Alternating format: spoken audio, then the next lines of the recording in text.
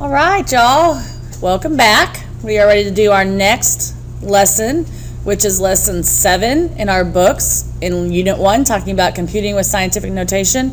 And again, we're focusing on the I can statement about expressing rational numbers and using a different way to write those same numbers. And why is that helpful? Well, we have to be able to express really large numbers and really small numbers in a different way, because that's a lot of work to write that all out. And we've already talked about scientific notation and how to write scientific notation. So today we're going to be doing some computing with scientific notation. And hopefully you know that computing simply means that we're going to be solving problems. So let's look at this first one. It says express 130 billion in scientific notation. Well, if I wanted to write this out, and what this 130 billion is the amount of spam emails that are sent every single day. 130 billion spam emails are sent every day, and that number is just too big to enter in your calculator. So you have to know another way to write that so that it will fit in your calculator. So if we wrote out 130 billion, and if I wanted to write that all the way out, here's 130,000, 130 million, 130 billion. That's how I would write it all out. And if you tried to get that to fit into your calculator, it simply wouldn't fit. So we use something called scientific notation. Again, you talked about that in lesson 6. Hopefully you remember that I want this number to be the front of my notation.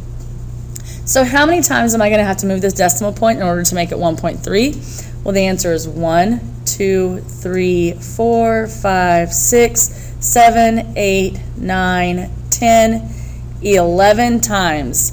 So because I moved that decimal point 11 times, my answer is 1.3 times 10 to the 11th. That signifies 130 billion.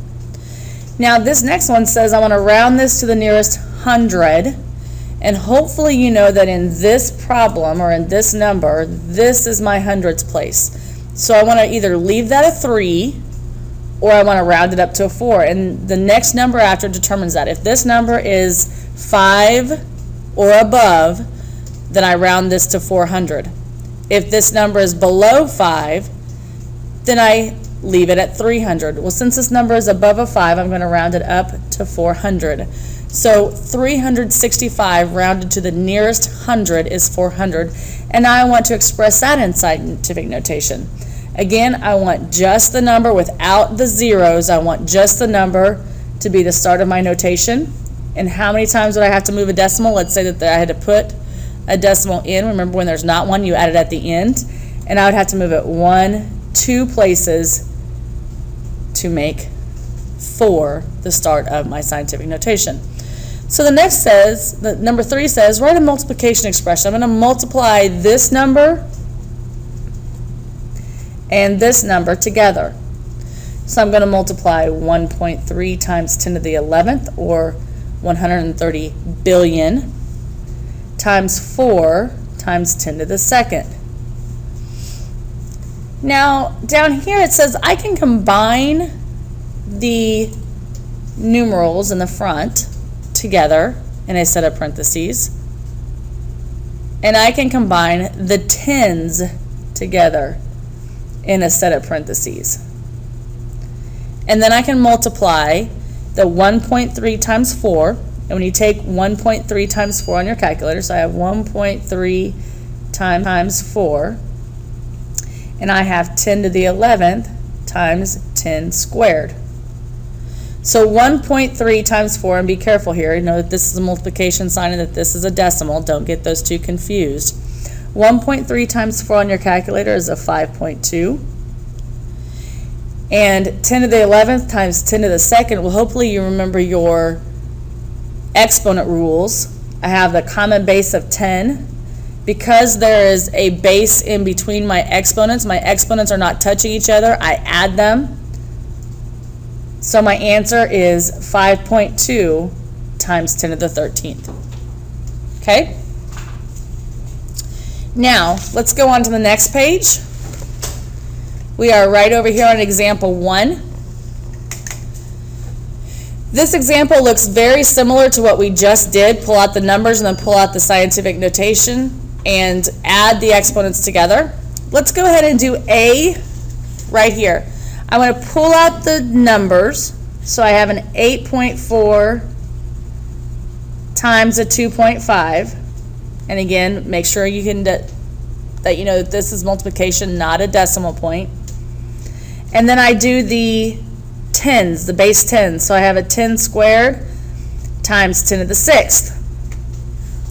Well, if I take 8.4 times 2.5 on the calculator, I get 21.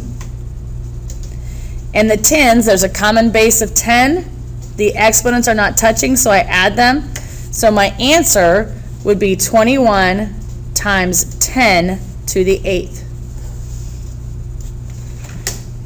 See that over here? Now, when I'm doing scientific notation, I don't want a number in the tens spot. I want a number in the ones place only. I don't want a number in the tens spot. So I'm actually going to have to move this decimal to the left one more place. So it becomes 2.1 times 10 to the 9th. And that would be your final answer. Go ahead and do B on your own. Stop the video and do B. After you've done that, go ahead and continue the video. All right, let's look at example 2. Example 2 has this population right here. And it says to estimate. Estimate doesn't mean to find the exact answer. It means find a close answer. Find an answer that's close to that. So I would probably want to round this to the nearest billion. So right now it's at 6,860,000,000, and I want to find the nearest billion, which would be 7 billion. It's about 7 billion. And if I saw how many times I had to move my decimal point over, that would be 1, 2, 3, 4, 5, 6, 7, 8, 9. So it would be 7 times 10 to the 9th. And I am taking that times 3 times 10 to the 8th. So this says how many times larger. Anytime you see how many times larger, you're going to, or how many times, you're going to divide. So I have 7 times 10 to the 9th divided by 3 times 10 to the 8th. 7 divided by 3 is about 2.3. That's where they got this answer at. And then the common base of 10, and subtract your exponents. 9 minus 8 is 1.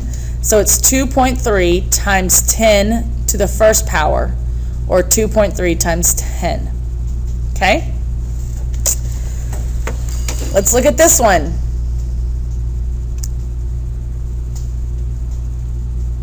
Again, this is another example where you want to line up, hopefully up here. I want you to highlight this, star this, whatever you need to do. You want to, when adding or subtracting decimals in standard form, and this is huge because we mess up on this a lot. We get our lining up of our decimals incorrect, and then it gets our entire problem incorrect. So you have to line up the place values in scientific notation. Regardless of whether you're doing scientific notation or not, whenever you're adding or subtracting decimals, you must line them up. So I'm going to do one over here because I want you to look at it. Let's say that I have 9.4 plus 21.8. The decimal points have to line up whenever you do this. It would be so easy to write 21.8. But if you do this, you're going to get the wrong answer, because my answer should not be 115.8. That's incorrect. I lined up my decimals incorrectly. If I line them up correctly, I want the decimals to be in a perfect line together. This is how I would add these two decimals together. And again, my decimal goes in the same place in the answer. My decimal should be all along a straight line. And the correct answer would be 31.2, not 115.8. So the same with scientific notation. You have to keep everything in line. So if I have a 6.89 plus a 9.24, if I lined those up,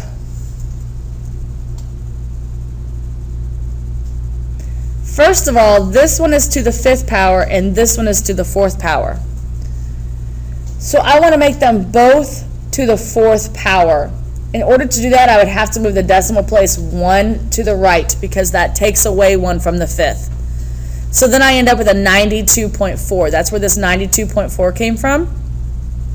So I'm going to add 6.89 plus a 92.4. When you do that, you get a 99.29 times 10 to the 4th. Now I can move my decimal point back over because remember, I don't want anything in the tens place. I don't want that number to be in the tens place. I have to have a number in the ones place only. So if I move my decimal point back over to the left, remember to the left, you're going to add to the exponent. If you move your decimal to the right, you're going to subtract from your exponent. So when I move my decimal to the left one place, I have to add 1 to my exponent of 4, so that's where I get the 10 to the 5th. Same with subtraction. This one is to the 8th power, this one is to the 7th power. I want to make them both to my lowest exponent. My lowest exponent between 8 and 7 is a 7. So I'm going to move this decimal place, remember, to the right. Takes away 1 from the exponent, so I'm going to move 1 place to the right, which makes it 78.3 times 10 to the 7th. Leave this one, 1.161 times 10 to the 7th. Then I subtract the two. 78.3 minus 1.161 is a 77.139 times 10 to the 7th. And the bases, what you're taking at times is the same, so I carry that to my answer. And now, remember, I don't want a number in the tens place. I don't want this number here, so I have to move my decimal back to the left. When I move the decimal to the left, it adds to the exponent. When I move the decimal to the right, it subtracts from the exponent. So when I move it to the left one place, I add to the exponent. It becomes 10 to the 8th. All right, next problem. Last one, number 5. The problem here is that this first one isn't even in scientific notation, so I have to get it in scientific notation first. So if I had a decimal at the end of it, how many times would I have to move it to the left to make a number in the 1 spot? Well, the answer is 1, 2, 3, 4, 5 places. So it would be 5.93 times 10 to the 5th. And I'm taking that plus the 7.89 times 10 to the 6th. Again, I have the same problem, 1's to the 5th and 1's to the 6th. I can move either one. I can either make this one 10 to the 5th by moving this decimal place 1 place to the right, or I can make this one 10 to the 6th by moving this decimal place to the left. In this problem, they moved this decimal place to the left, which made this one a 10 to the 6th. Either way is correct.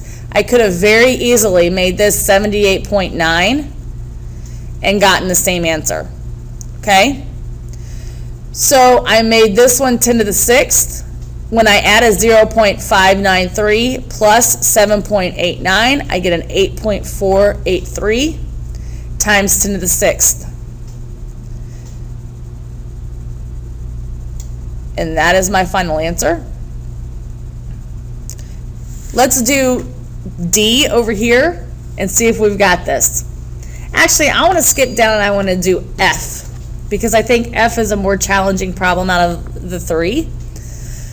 So the first thing I'm going to do is I want to make them both in a scientific notation. So I'm going to have to move this decimal place over, and I'm going to move it over 1, 2, 3, 4, 5, 6 places. So I end up with a 6.3 times 10 to the 5th plus a 2.7 times 10 to the, count again if you forgot, because I've forgotten how many times I moved it over. 1, 2, 3, 4, 5, 6 times 10 to the 6th. Now, I'm either going to make this one a 10 to the 6th or I'm going to make this one a 10 to the 5th. It does not matter which one you change. I'm going to go ahead and make this one a 10 to the 5th by moving this to the right 1 place, because remember, when you move it to the right, it subtracts 1.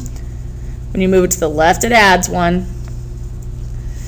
So I have a 6.3 plus 27. And when you do that on the calculator, 6.3 plus 27 is a 33.3. This is now a 10 to the 5th. So it's times 10 to the 5th. But if you remember, I don't want a number in the tens place, so I have to move my decimal to the left 1. And remember, when you move it to the left, it adds a number to the exponent. So my final answer is a 3.33 times 10 to the 6th. Okay? Any questions you guys have on that? Make sure that you write it down and bring it to class so that we can talk about it. Okay? All right, that's all we're going to talk about today. Tomorrow we'll do some work on this and bring your questions to class. Have a great night, guys. See you later.